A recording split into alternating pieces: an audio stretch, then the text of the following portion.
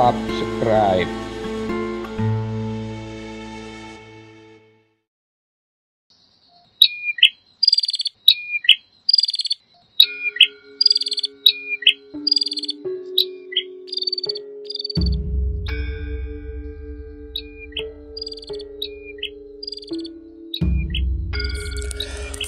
Di Kepatihan Danurejan 10 Februari 1830. Suasana tampak sepi.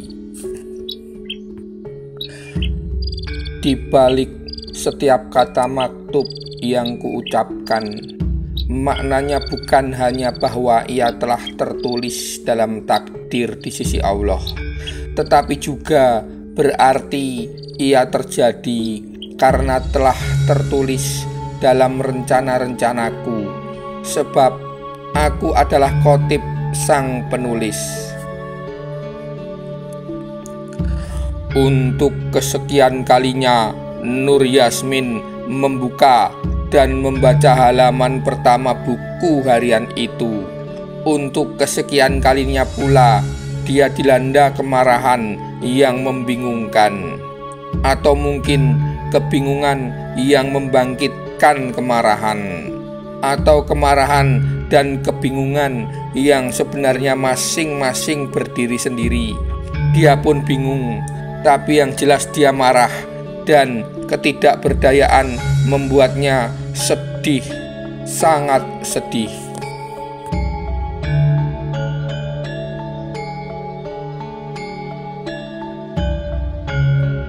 Yang membuatnya merasa agak tertolong hanyalah Nur Yasmin meyakini bahwa dia tidak sendirian. Tidak, aku tidak percaya pada tipuan murahan semacam itu, Dinda. Ini pasti bukan catatan harian asli milik Kang Mas Basah Khotib. Katakan padaku, kau mengenal tulisannya bukan? Ini berbeda dengan tulisan tangannya Kang Mas Basah Khotib, bukan? Tanya Siti Fatmasari. Sayangnya memang beginilah gaya tulisan tangannya yang sangat ku kenal, Yunda Fatma, jawab Nur Yasmin. Pasti seseorang telah menjiplak huruf-huruf dan tulisan Kang Mas Basah Khotib, lalu membuat sendiri kalimat-kalimat di dalam buku ini, kata Siti Fatmasari. Aku ingin mengatakan hal semacam itu, Yunda, tapi aku tidak mampu, jawab Nur Yasmin. Ayolah Dinda Nur Yasmin, ayolah, kamu mengenal Kang Mas Basah Khotib sekian lama. Lupakan dulu soal catatan-catatan harian ini. Siti Fatmasari merebut buku di tangan Nur Yasmin, lalu membantingnya keranjang, menutupinya dengan bantal, kemudian mendudukinya. Dipegangnya kedua pipi Nur Yasmin dengan telapak tangannya. Dia menatap matanya. Anggap buku ini tidak ada, bisa kan? Anggap kau belum membaca isinya. Adakah kau rasakan? Ingat ini, kau rasakan, bukan kau pikir. Jadi kesampingkan dulu semua isi otak kita, terlebih yang sudah teracuni catatan harian tadi. Adakah kau rasakan Kang Mas Basah Khotib seorang yang akan sampai hati berkhianat? Tanya Siti Fatmasari. Nur Yasmin menggeleng lemah. Kecuali satu perilaku dan satu kalimat yang sering diulangnya, kata Nur Yasmin. Yaitu? Tanya Siti Fatmasari.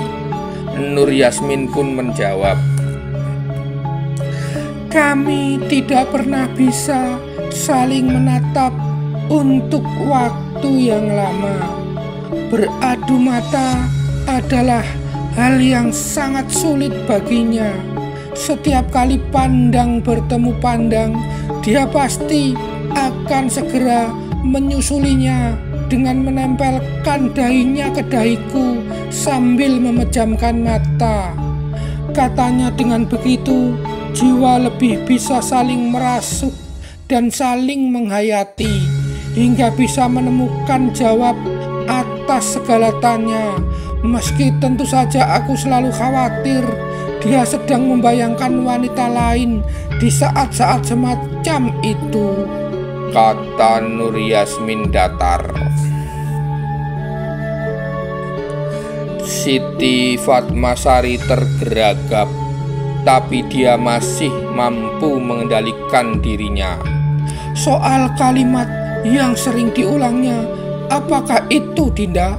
Tanya Siti Fatmasari. Nur Yasmin pun menjawab, dia beberapa kali mengatakan, aku tak pernah sanggup menatap matamu, dan itu tanda orang yang bersalah, bukan? Kata Nur Yasmin. Aneh sekali, kata Siti Fatmasari. Nur Yasmin pun berkata, itulah yang kini membuatku bertanya-tanya, Yunda. Apakah yang dia maksudkan bahwa dirinya bersalah adalah semua hal yang tertulis di dalam buku harian ini? Jika betul begitu, jahat sekali dia, Yunda. Jahat sekali. Jahat sekali dia, Yunda, kata Nur Yasmin. Siti Fatmasari segera memeluk Nur Yasmin yang sudah tidak sanggup membendung tangisnya. Diletakkannya pundak perempuan itu di bahunya. Dielus-elusnya rambut yang hitam bercampur sedikit warna pirang itu dengan perlahan. Sementara isak tangis telah membuat napas Nur Yasmin tersengal-sengal. Kepada dirinya, Fatma membatin,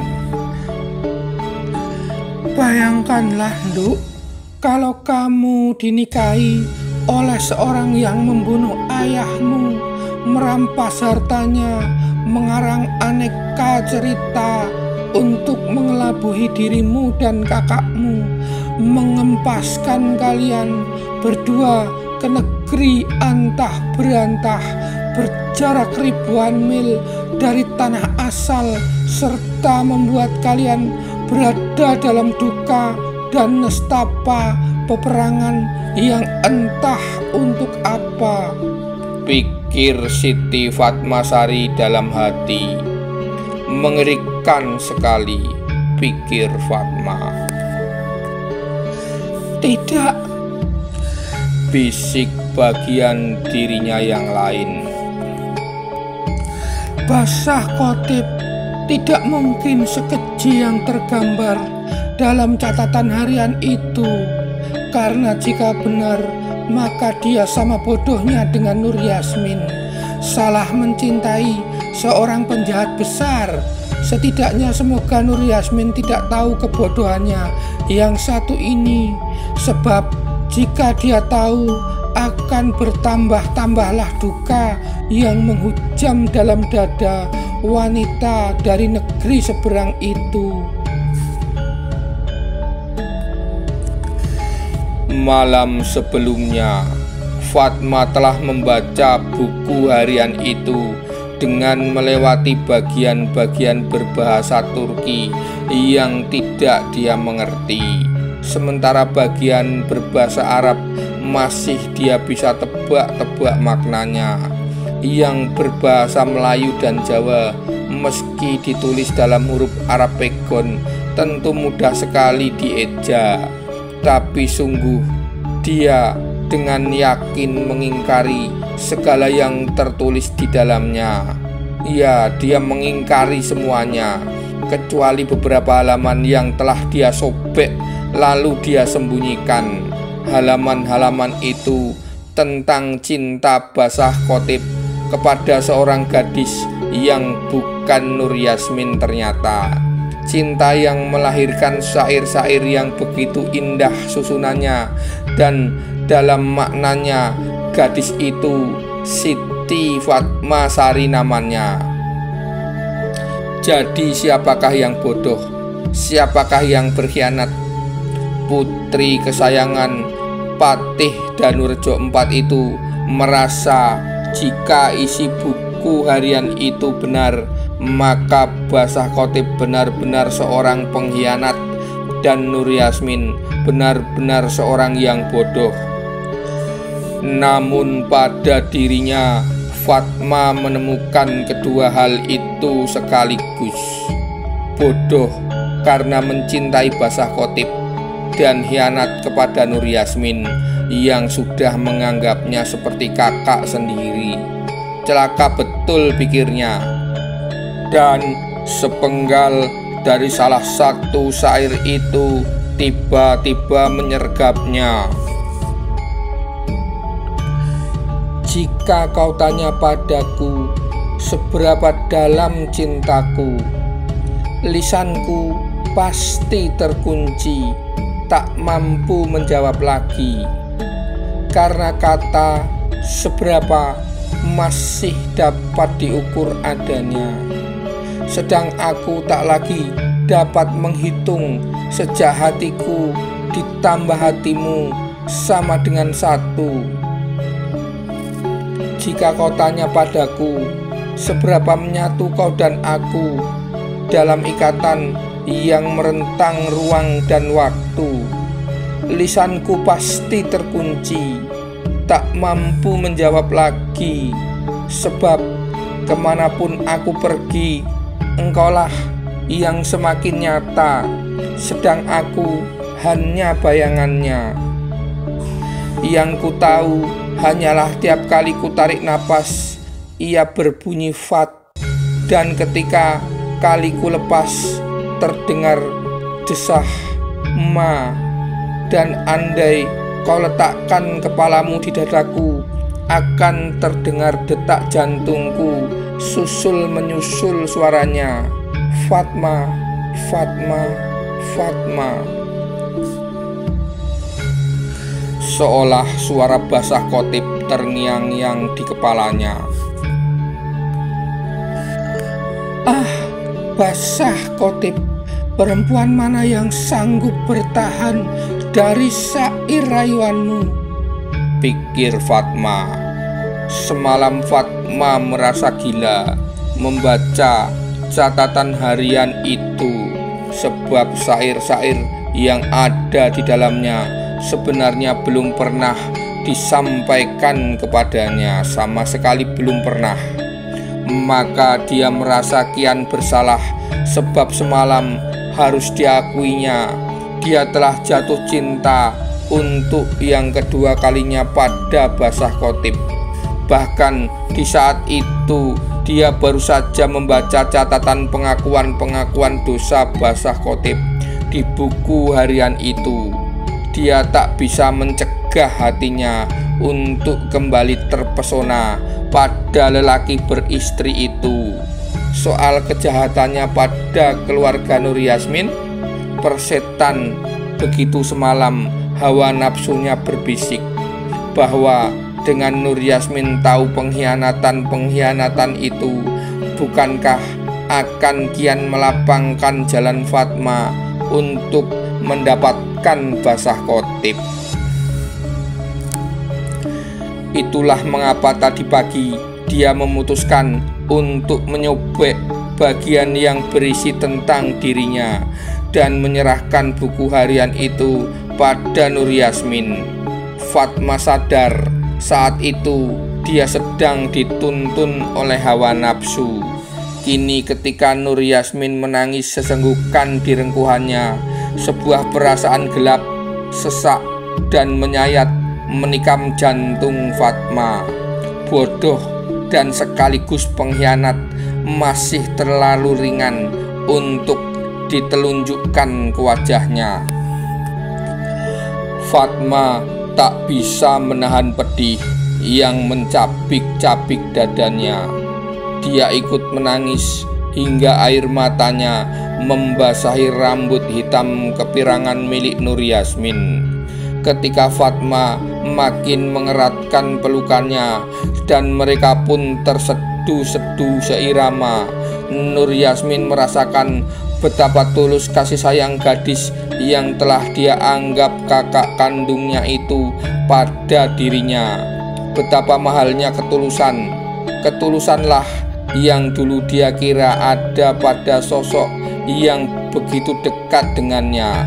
Yang pertama Kanda Nur Kandam Pasa, dan yang kedua Khotib Pasa yang telah beberapa tahun ini menjadi suaminya. Kenangan-kenangan berbagai peristiwa bersama lelaki itu sejak suatu hari yang cerah di Istanbul menjelang keberangkatan mereka ke tanah Jawa tiba-tiba berkerumuk memenuhi pikiran Nur Yasmin. Nur Yasmin kembali kepada ingatan masa lalu itu. Hari itu 8 tahun yang lalu, Nur Yasmin memaksa untuk bisa menyertai Nur Kandam dan Khotib Pasa pergi ke arsip Kesultanan Utsmani, dan itu berarti dia harus rela didandani menjadi lelaki oleh kakaknya. Percobaan pembunuhan kepada Nur Kandam dan Khotib Pasa di Hammam beberapa hari sebelumnya juga mengharuskan keduanya berpenampilan berbeda. Kumis palsu menjadi salah satu penyelesaiannya. Malam itu selepas Isya mereka bergerak masuk ke istana Topkapi. Untuk sekian kali sudah sangat tidak menarik bagi Nur Kandam Pasa.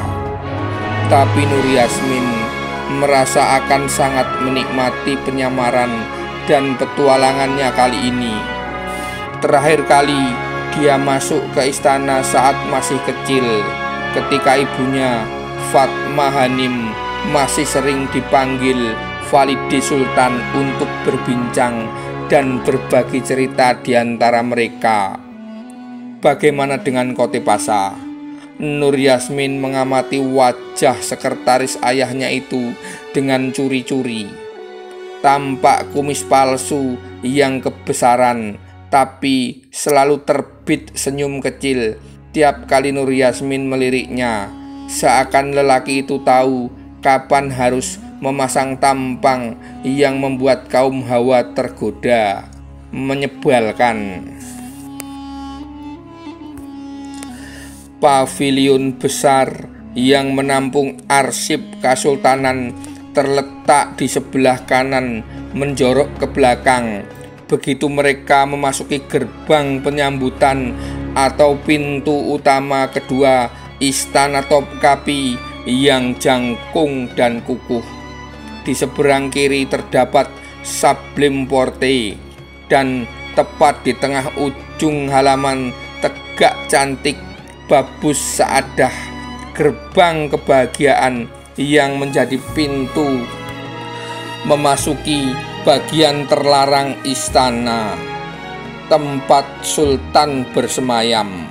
Khotib Pasa telah mengatur dengan baik tanda pengenal mereka sebagai para pengawal kantor pengadilan perdata yang memerlukan beberapa dokumen lama di arsip kesultanan untuk menyelesaikan sebuah kasus. Semoga Kasim dari Asia Timur itu belum dipindah tugaskan, batin Khotib Pasa.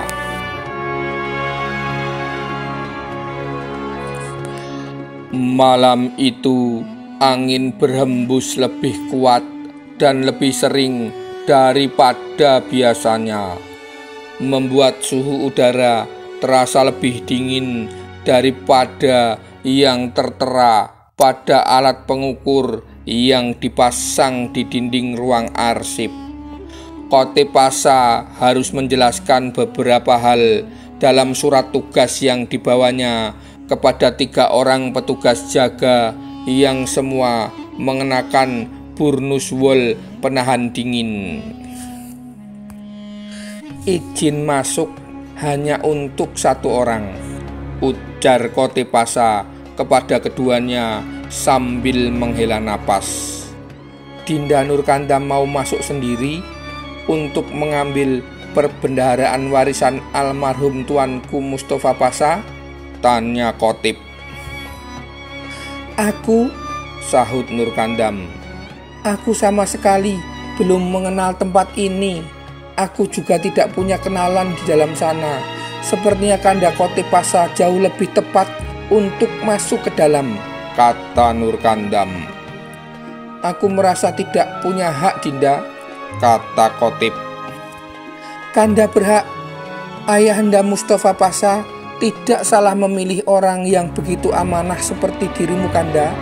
Bukankah Ayahanda Mustafa Pasha sangat menyayangimu dan bahkan memperlakukanmu seperti anaknya sendiri?" kata Nurkandam. "Bagaimanapun juga, tidak ada kaitan darah apapun antara kami," kata Kotip.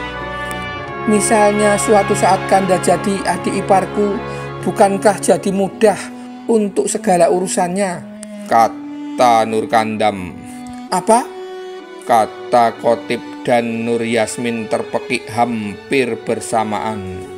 Bedanya, wajah sang pria tetap baik-baik saja, sementara sang gadis yang juga sedang berpenampilan pria kesulitan menyembunyikan rona merah yang entah disebabkan marah, malu, ataukah dingin yang kian menusuk. Nurkandam hanya terkikik kecil melihat mimik wajah keduanya. "Cepatlah masuk dan selesaikan semuanya, Kanda," ujar Nurkandam untuk mengembalikan perhatian mereka pada urusan utama. Dia jatuh kasihan juga melihat adik perempuan semata wayangnya menahan perasaan yang tidak karu-karuan. "Dengan restu dan keridhaan kalian, Nurkandam Pasha dan Nona Nur Yasmin, bismillah, aku akan laksanakan amanah ini sebaik-baiknya. Insya Allah, doakan saya," ujar sang pengemban tugas. "Tidak usah tegang, Kanda," kata Nurkandam Pasha. "Ini belum malam pengantinmu." Pemuda itu terpekik kesakitan, tapi segera menutup mulutnya. Dari belakang, Nur Yasmin rupanya telah mencubit keras sisi kanan dan kiri perutnya. "Ah!" Dari cerita Kotepasa dalam perjalanan menuju Jeddah yang sangat tergesa-gesa di hari berikutnya, Nurkandam dan Nur Yasmin baru tahu bahwa malam itu mereka mendapat seorang kawan baru. Kotepasa telah mengenalnya beberapa waktu sebelumnya ketika beberapa kali dia datang ke arsip Kesultanan sekedar memastikan bahwa tak ada seorang pun yang mengusik berangkas pribadi Alemdar Mustafa Pasha di sana. Dalam catatan kunjungan, tak ada seorang pun yang menyinggung berangkas itu, kecuali di bulan Desember 1808, sebulan setelah kematian Sang Wazir Agung. Dari semua pertanyaan mengenai berangkas pribadi itu didapati satu pemeriksaan. Sayangnya, catatan kunjungan pada pemeriksaan itu hanya menuliskan kalimat "atas perintah". Sampai saat ini, Kotepasa belum berhasil memecahkan teka-teki atas perintah siapa. Tapi yang jelas bahwa istilah atas perintah terhadap berangkas orang sepenting Alemdar Mustafa Pasha pasti merujuk pada puncak kekuasaan Daulah Utsmaniyah. Sultan atau Sadrazam, sang Perdana Menteri pengganti Mustafa Pasha, itu bisa Çavuşbaşı Mehmet Pasha yang hanya menjabat beberapa hari, atau Carhaji Ali Pasha yang menggantikannya untuk 3,5 bulan berikutnya, atau yang paling dapat diduga oleh Qotib Pasha, justru wanita yang punya rasa ingin tahu amat besar itu, Valide Sultan. Entahlah, arsip Kesultanan Utsmani menampung catatan resmi ataupun tidak resmi tentang segala hal sejak wangsa itu bergerak dari Anatolia ke Dardanella menaklukkan Eropa 4,5 abad yang lalu. Di sini disimpan dekrit, perintah, surat menyurat, hasil sensus, catatan perpajakan, maklumat, petisi, keputusan pengangkatan dan pemecatan, riwayat hidup para pejabat penting, anggaran pendapatan belanja dari pusat, kementerian, lembaga-lembaga dan wilayah, peta-peta, laporan ekspedisi militer, daftar nama kesatuan tentara, laporan para gubernur dan BI, berkas-berkas diplomatik, hingga laporan kekayaan dan arsip pribadi keluarga sultan dan petinggi kesultanan. Arsip kesultanan punya petugas-petugas yang terampil dan bekerja selama 24 jam. Bahwa para sultan akhir-akhir ini tidak cukup rajin untuk bekerja hingga larut malam. Tentu saja ada wazir-wazir yang dikejar urusan kenegaraan yang memerlukan arsip tertentu sesegera mungkin, menjadi alasan arsip kesultanan harus selalu siaga. Petugas-petugas arsip kesultanan punya kemampuan menakjubkan, misalnya untuk dalam hitungan menit menemukan daftar nama komandan dan anggota kesatuan Janisari yang bertugas dalam pengepungan Vienna pada tanggal 12 September 1683. Berapa jumlah yang tewas dan berapa yang dihukum mati oleh sultan.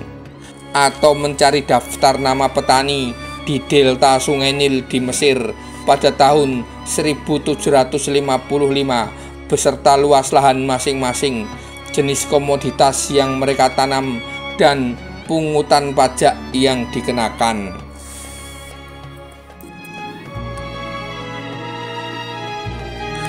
Bagi seorang Qotib Pasha, terutama saat masih menjadi sekretaris Alemdar Mustafa Pasha, arsip kesultanan adalah sebuah dunia tersendiri yang penuh pesona di lingkungan Istana Topkapi.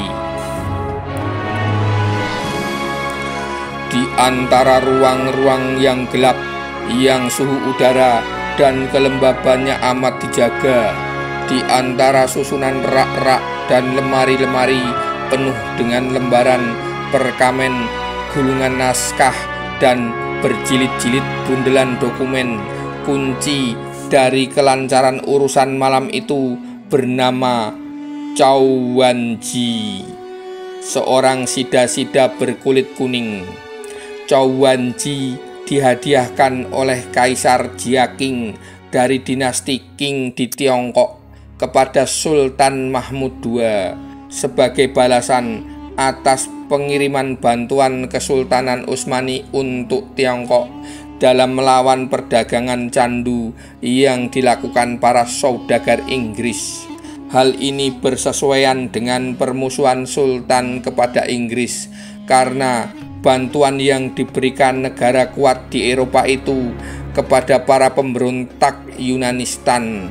Sultan Mahmud II sangat senang dengan kehadiran Chow Wan-ji yang terpelajar, dan kedatangannya kian melengkapi aneka warna kulit Kasim Istana Topkapi yang akan dibanggakan Sultan di hadapan tamu-tamu negara. Tapi Chow Wan-ji telah menceritakan kepada Qotipasa betapa tidak betahnya dia di Istanbul.